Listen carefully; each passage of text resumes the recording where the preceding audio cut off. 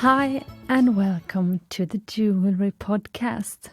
This is the podcast where we talk about fine jewelry in a simple way and break away from the norms and traditions that have tainted an industry previously weighed down by tradition. And firstly, I want to say a warm welcome to all new listeners. And then I want to say welcome back to all our regular listeners. And I want you to know that I'm so happy to be back after the summer vacation. Here in Sweden, it is common to take several weeks completely off in the middle of the summer, and that is what I have done. But now, I'm so happy to be back podcasting with you. And today we are going to talk about something I have thought about a lot, but haven't really been sure how to address in this podcast.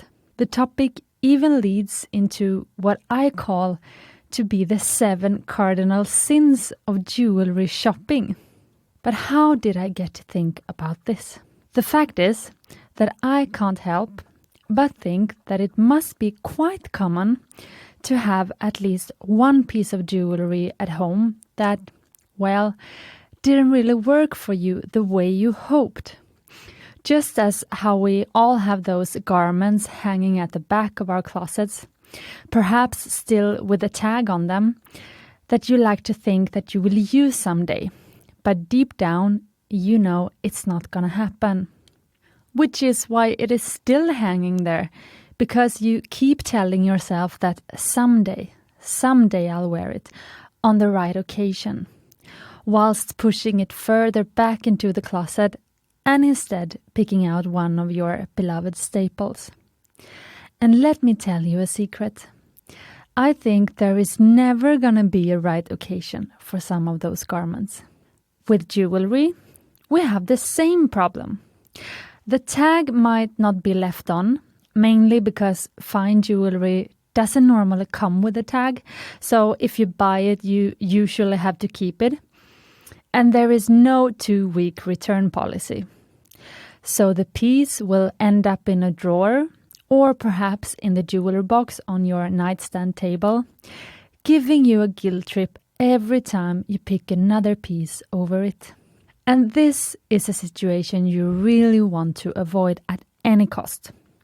But can you?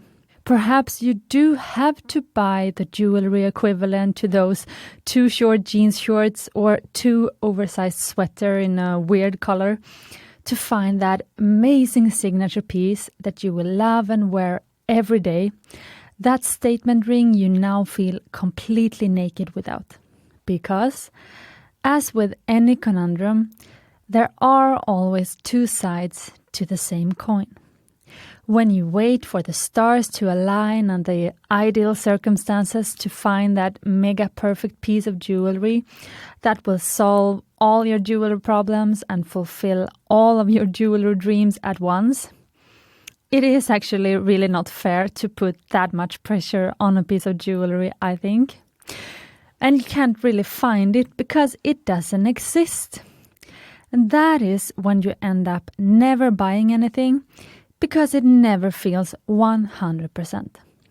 And then you end up with 0 pieces in your collection.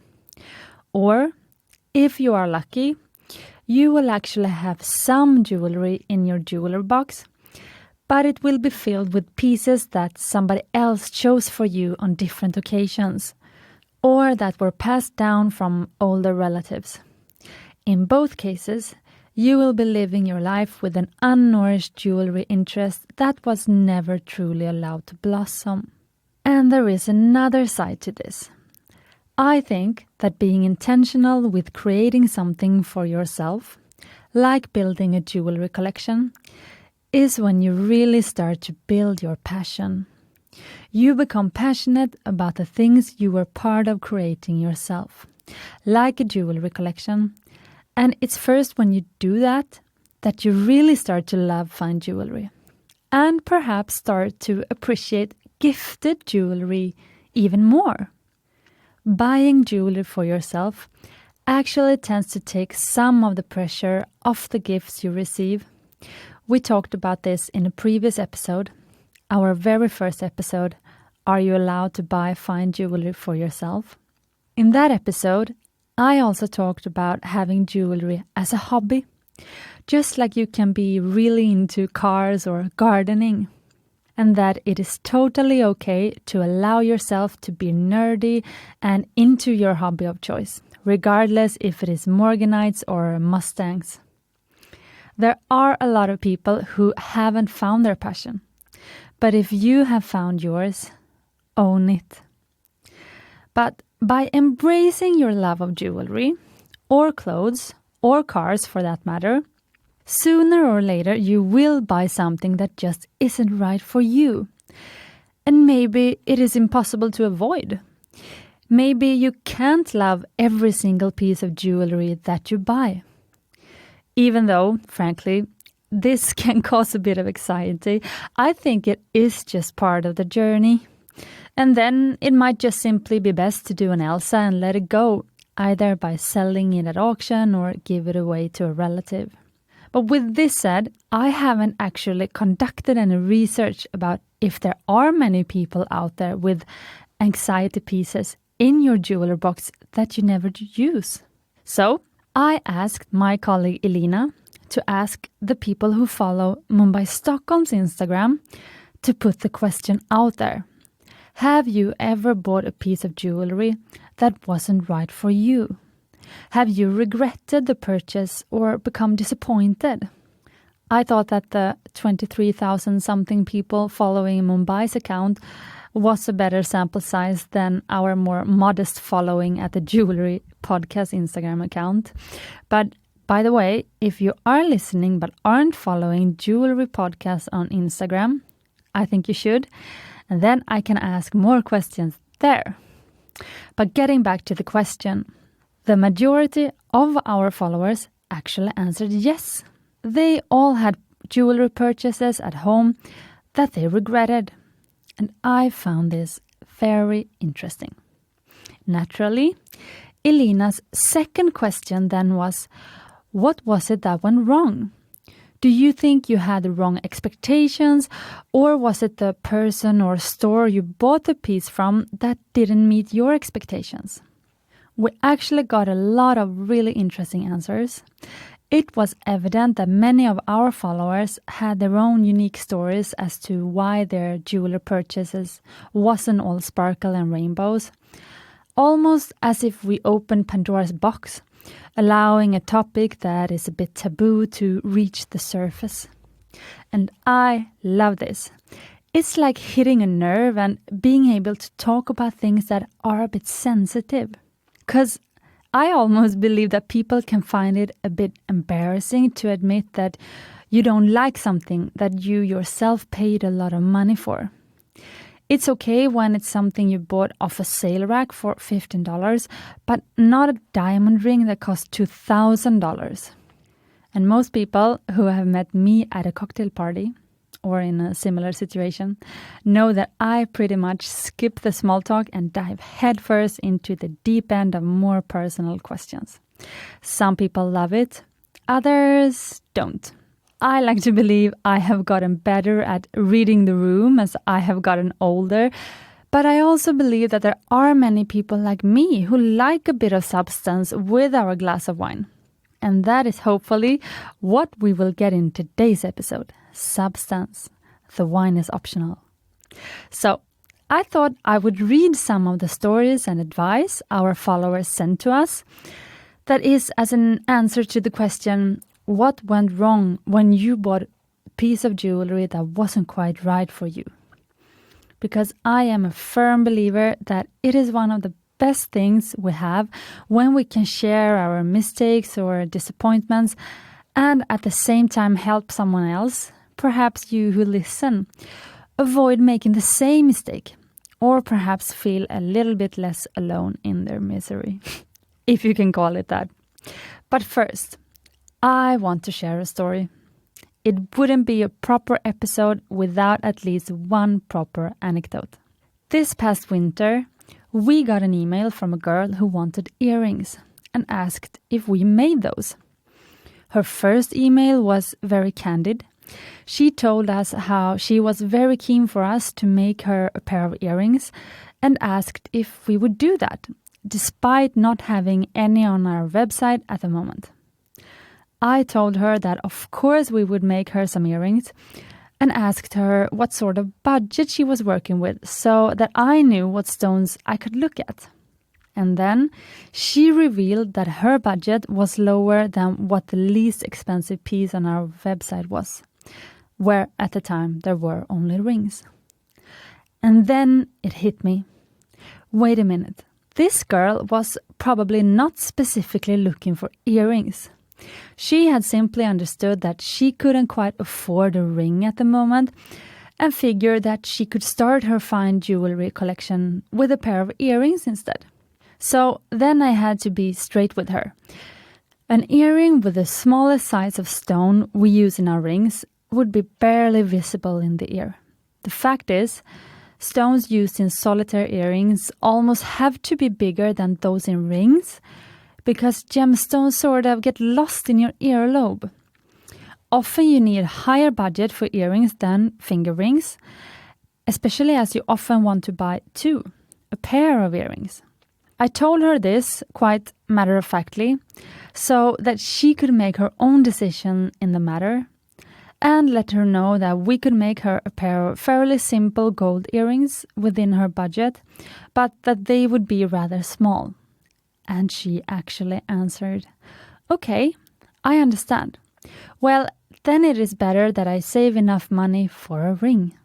And what I learned from this conversation is that your gut instinct is almost always right. I sensed that what she wanted was a ring, but that she couldn't quite afford it. And despite that she didn't become a customer then and there, I was proud that I had helped guide her make her own decision to save up for a jewelry, in this case a ring, she really wanted. I don't think she would have been happy with a pair of simple teeny tiny earrings that she could afford right now. Nothing wrong with tiny earrings, it just wasn't what she was after.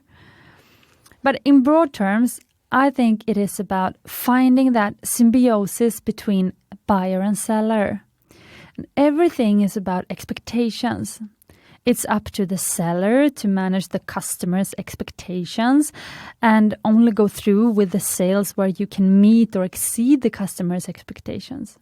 But I actually think it is up to both the seller and buyer to see to it that the customer walks away happy. We as customers have to be honest and ask the right questions. And actually, this lesson is a perfect segue into one of the stories we got from a follower on Instagram, where she explained where things went wrong for her. I had the wrong expectations. The dimensions were so much smaller in reality. And this really proves why you should know what you are buying. Let's call it Cardinal jewelry sin number 1. Yes, there are 7. Not knowing what you are buying. But even if you do know what you are buying, things can go wrong. It is easy to think that if you just try a piece, you will know if it's right or not. But a different follower actually wrote this. I tried a necklace quite quickly in the store, and then later noticed that I never wanted to wear it. So it is not just about knowing what you buy, it's also about knowing yourself. So, Cardinal jewelry sin number 2, not knowing your style. All of a sudden, we just added a whole lot of pressure to the jewelry buying process. And just as a side note, this is why I love this industry. It's about getting to know yourself more and more. To build your own jewelry collection is like going on a trip of self-discovery. Because even when you do know yourself and your style can develop and change.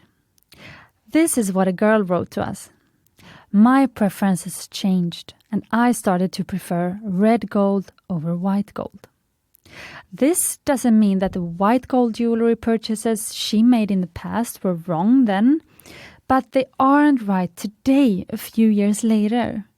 I actually think this is a quite fascinating development, and what you like can and will change over time. And you have to allow this process. In a sense, it's a sign of personal development. I think the mistake would rather be if she kept buying white gold jewelry, even though she now prefers red gold. So, Cardinal jewelry sin number 3, not allowing your style to evolve over time. Which leads us into the 4th comment we got from a follower. She wrote, I bought jewelry of poor quality and style changes over the years. And now we are really onto something. Buy high quality jewelry because then they will have a decent second-hand value. Ladies and gentlemen, Cardinal jewelry sin number 4, buying jewelry of poor quality. This too is interesting because now you have to evaluate what is quality. What does quality mean to you? Another girl, most of our followers are women, wrote, I am unhappy that I chose too nice of a diamond. In hindsight, I would have rather bought a bigger one. For you who have listened to the diamond episode 11, you will know that by making the right compromises between the 4 C's when buying a diamond, you will get a stone that might be imperfect, but perfect for you. If size does matter, wink wink, perhaps you don't need a perfectly clear and colorless stone. Perhaps you can accept a lower quality grade, like a lower color, for example, and some small inclusions that still won't be visible to the naked eye to get a larger stone at the same price of a smaller, so-called perfect stone. Which of the 4 C's is most important to you? We all value those qualities differently. Alas, Cardinal jewelry sin number 5, caring too much about what other people think. After all, it is you who will wear the jewelry. Then there is the situation when you come home and your new jewelry piece doesn't quite work with the rest of your collection. Pro tip, if you want to avoid this, listen to episodes 6 and 8. A follower wrote, I was too quick. I needed more time to try and to think things over. Doing a deep dive into your current jewelry collection and perhaps in your closet is important. Evaluate what you already have. I didn't consider how it would work with my other jewelry, another girl explained. I would like to summarize this into Cardinal jewelry sin number 6, not having a plan. This doesn't mean you have to have everything down to a T, but you should probably have an overall idea of what you are looking for. For example, I have a note in my phone where I write future dream pieces. And if I then get a sudden impulse or craving for a stone I haven't thought about before, then I will consult my notes and see if I should really prioritize this gem over all others. At least I give myself a chance to think it over once before I slip with my credit card. Which is funny, because now we are going to talk about the complete opposite scenario. Cardinal jewelry sin number 7, not being able to deviate from the plan. Because if it is something we have learned in this podcast, it is that when it comes to natural, precious stones, you need to dare to strike when you have the right stone in front of you. If you don't, you'll miss the opportunity and might have to wait for years to get a second chance. That is why you shouldn't be dead set on a specific piece of jewelry or a specific color, but keep an open mind to other things that may come along. A girl wrote, I looked for a perfect sapphire for a long time, and it took such a long time for a local jeweler that I finally caved and bought what he had sourced. The setting was also nice, but not the perfect one for me. Now, I don't know exactly what kind of jewelry she bought. Some purchases might be more time sensitive than others. So if you are buying a piece for a certain occasion and don't have the time to wait, then I think you should be open to suggestions. Save that sapphire purchase for when you find the perfect one. It might be in a few years, and buy a different stone that is easier to get hold of today. Something that is just as pretty, but in a different way. Something that fills another void in your jewelry collection. It is much more fun to keep your dream about getting that perfect sapphire alive and enjoy your other jewelry until you find it. You should never buy something you are not happy about. It can also be the case that you are looking for a sapphire that doesn't exist. Like, you may have an idea of what your dream partner would be like. You may have an idea of how it is supposed to feel when you find the perfect stone, and have an idea of how it will look in your head. But these thoughts and expectations may not be realistic. Even I, who have seen a ton of gemstones, can feel this sometimes.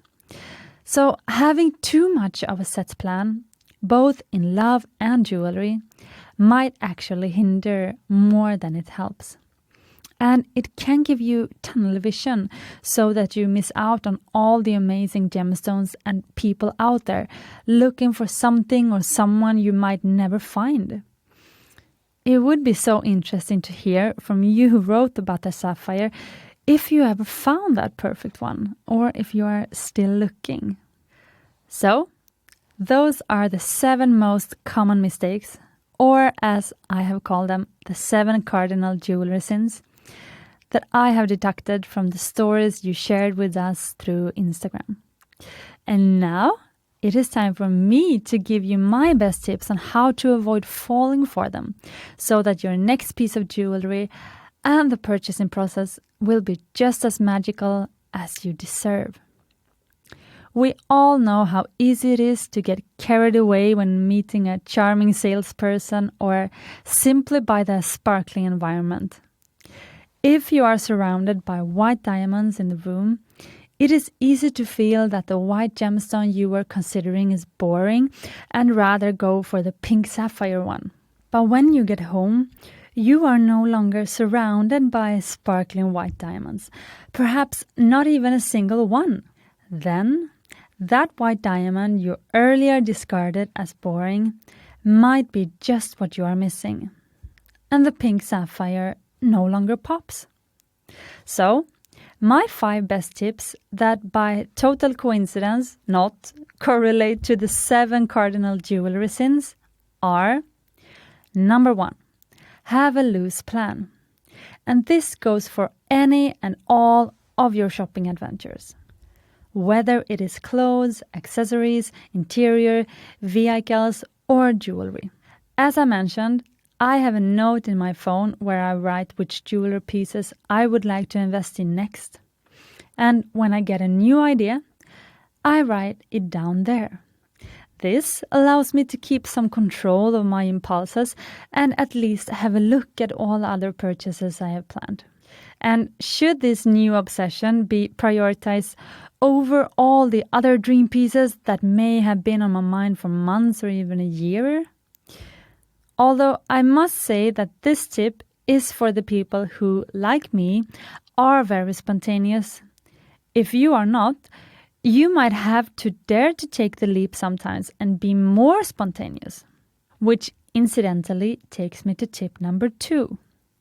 Which is to dare to be spontaneous and pull the trigger when you do find one of the pieces on your list, kind of like when you find the shoes you've been coveting on 70% sale. If you have spent ages looking for the perfect green sapphire and one comes along, don't hesitate. That is your stone. Tip number 3.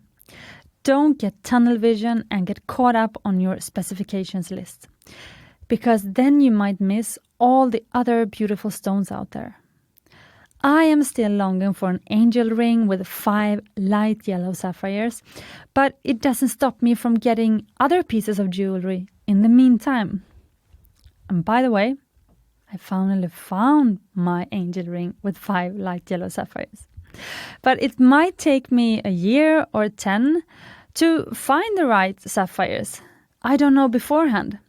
But I still want to build the rest of my jewelry collection while I look.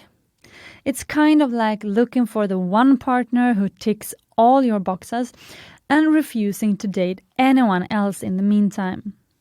But if you do put yourself out there and date others while searching for the perfect person, you might find a person that ticks none of your prerequisite boxes, but who is perfectly imperfect for you.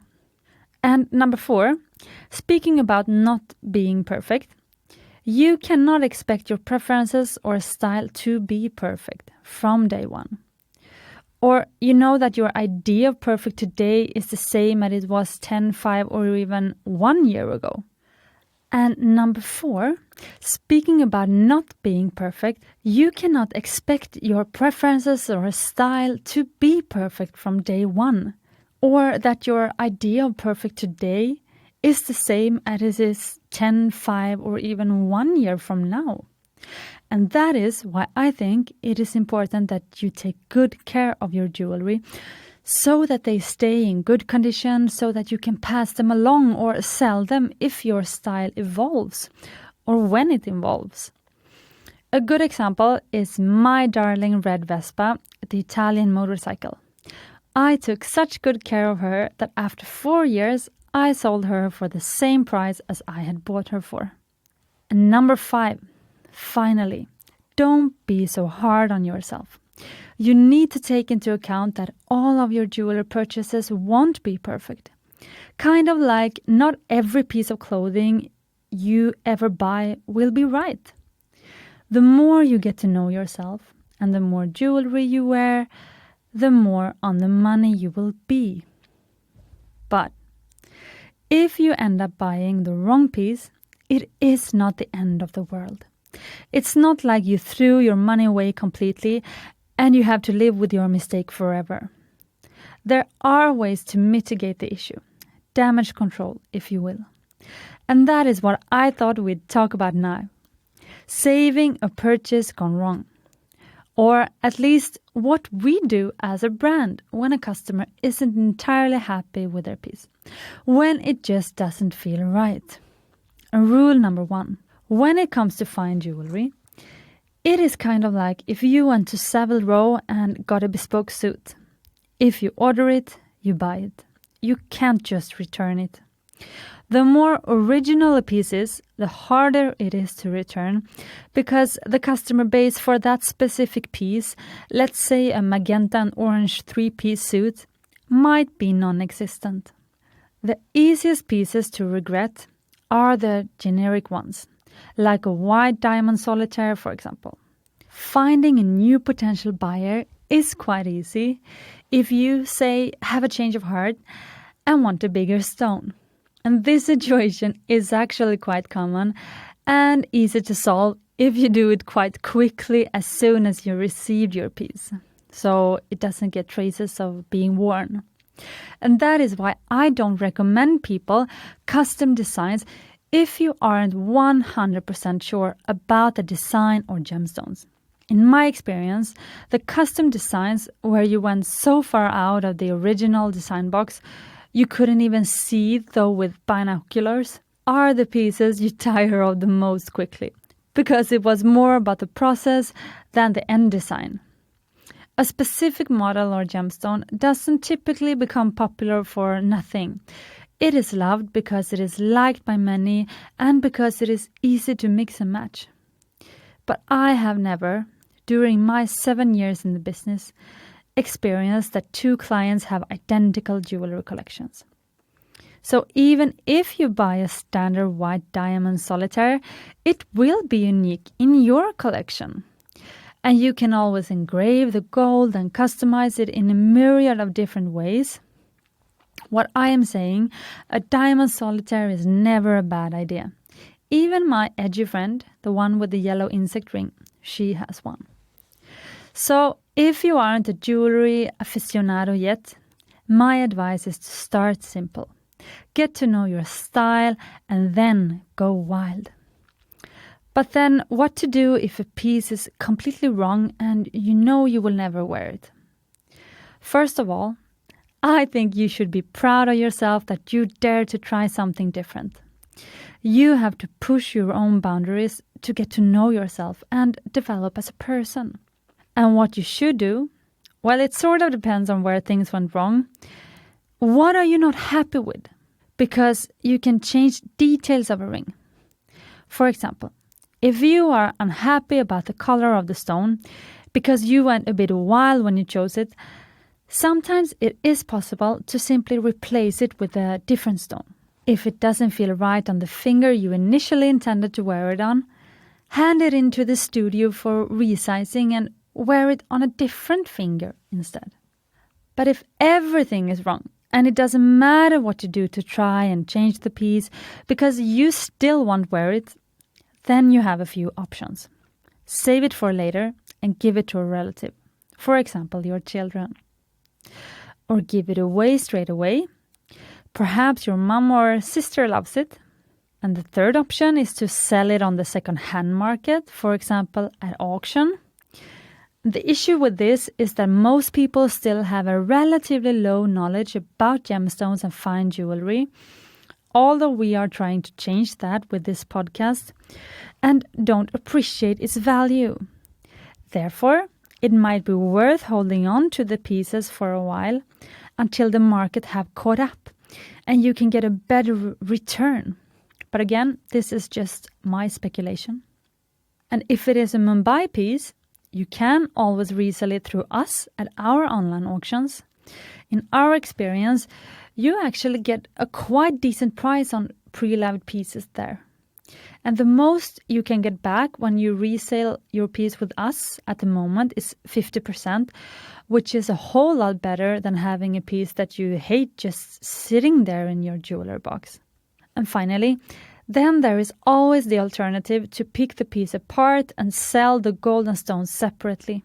But I would say that this is almost to destroy the value of the piece. It is better to keep it in one piece so that you maintain the design value and all the value of the labor that went into creating the piece. Then there are, of course, the occasions when it wasn't your fault that things went pear-shaped. A girl wrote, "My expectations weren't met. The piece didn't match what I ordered, but I was treated with respect and they redid it." And this is exactly how I think it should go. This is good customer service. It is extremely important that we who work in the industry take responsibility for our actions and try to make our customers happy. But I can't help but think that many clients aren't 100% happy, but don't dare to speak up. And I myself have actually gotten better at giving constructive criticism to companies when I wasn't 100% happy, because I know how much it means. But my best tip is do your research. Look into the company you are buying your jewelry from. Because we actually had 2 girls write misunderstandings in the communication about the jewelry design. And made a ring at a goldsmith who just didn't make what I asked for. This is why it's crucial to do your research. What have they done in the past? Do they understand what you're trying to communicate with regards to the design? And here, my main tip is to look at what kind of pieces the goldsmith has on display in their shop window or on their Instagram. Does it look similar to the pieces you have on your mind? If not, perhaps you should go to a different goldsmith who shares the design aesthetic you are after. And before we get to the final part of this episode, I want to share a tip for you who are a relative jewelry rookie. And it is actually also what a girl wrote to us. I think you often see others with an original or unique piece and wish it would suit you just as well. Which is why my number 1 advice, if you are new to jewelry, is simply start small.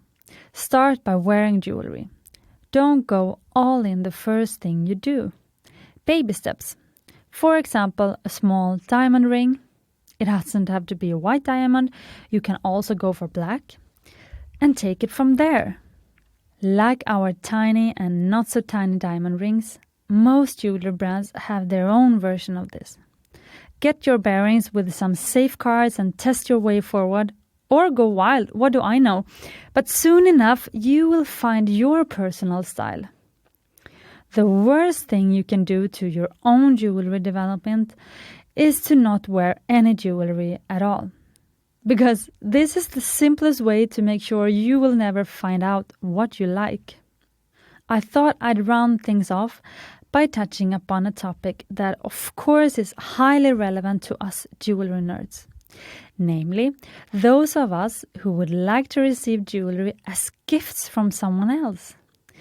Even if I am a strong advocate for buying jewelry for yourself, you can't get away from the fact that jewelry is an excellent gift.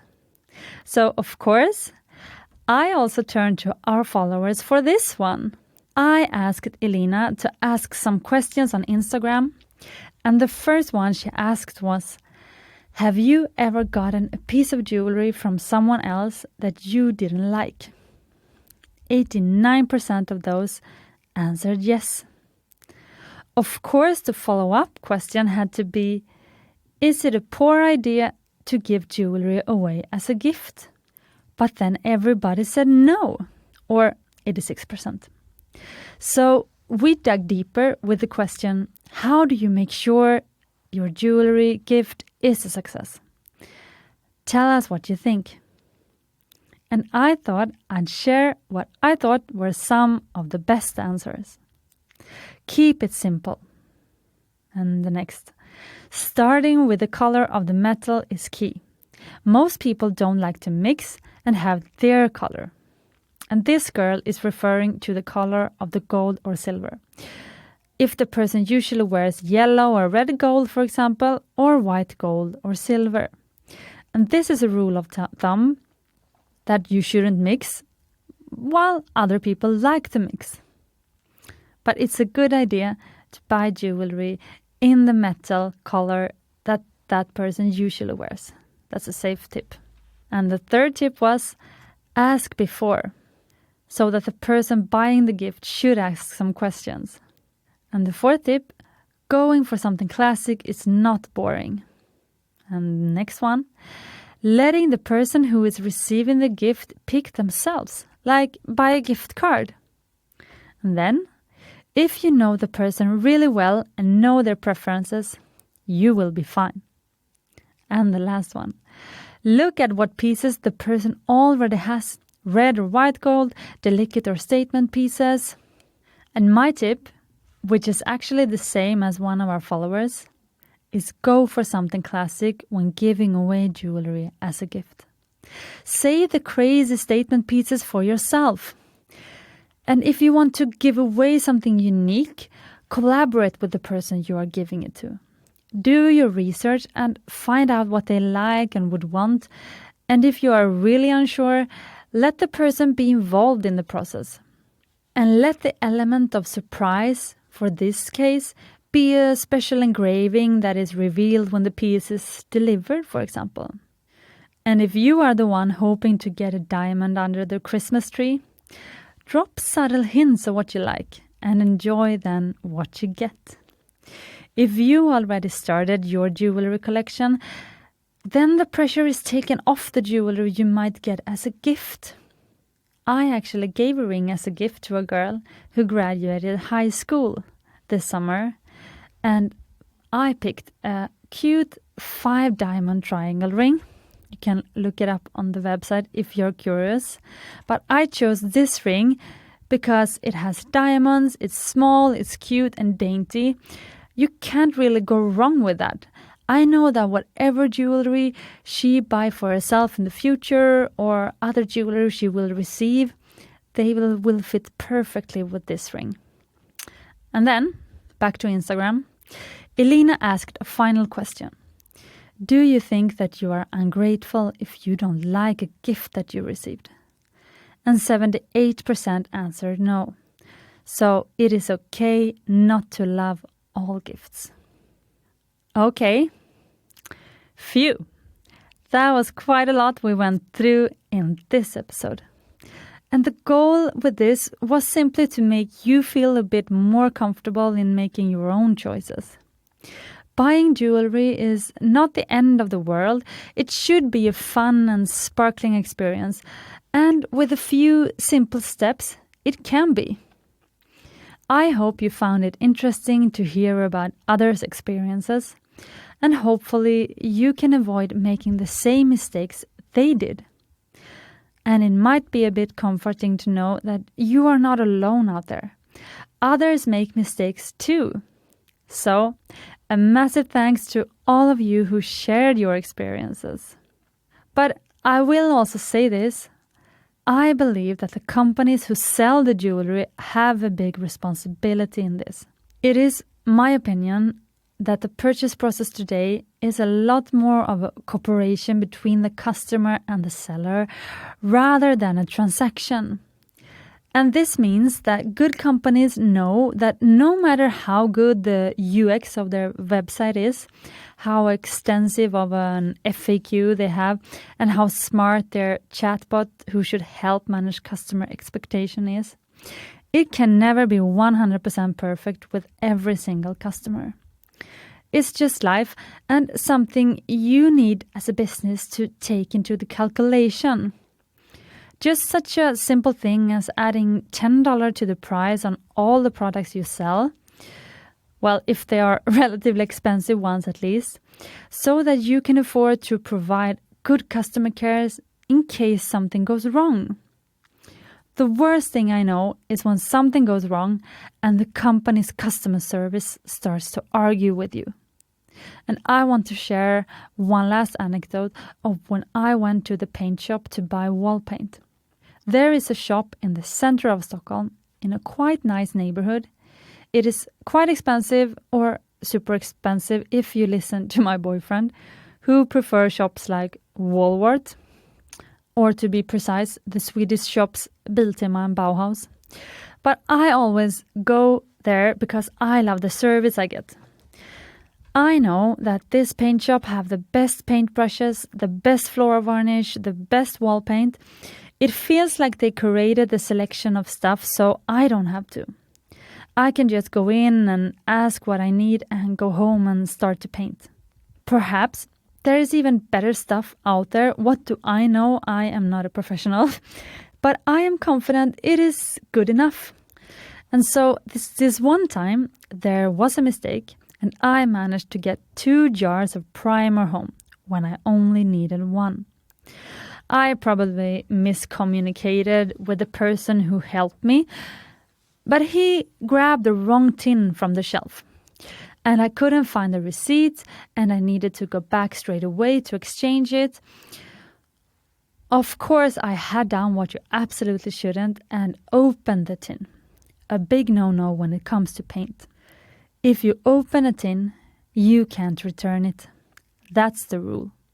But I went back with my open tin to see what they would say. I had barely uttered the words, so there was a mistake before the guy took the tin back and said, "So what would you like instead?" And that is good customer service. And so many paint jars that I have bought there, I know that they had taken this mistake into account. It's good business planning. And those are the kind of shops I think you should support. It requires that they set the bar high in their customer interactions, because if you have a lot of unhappy customers and a lot of mistakes, you can't afford good customer service.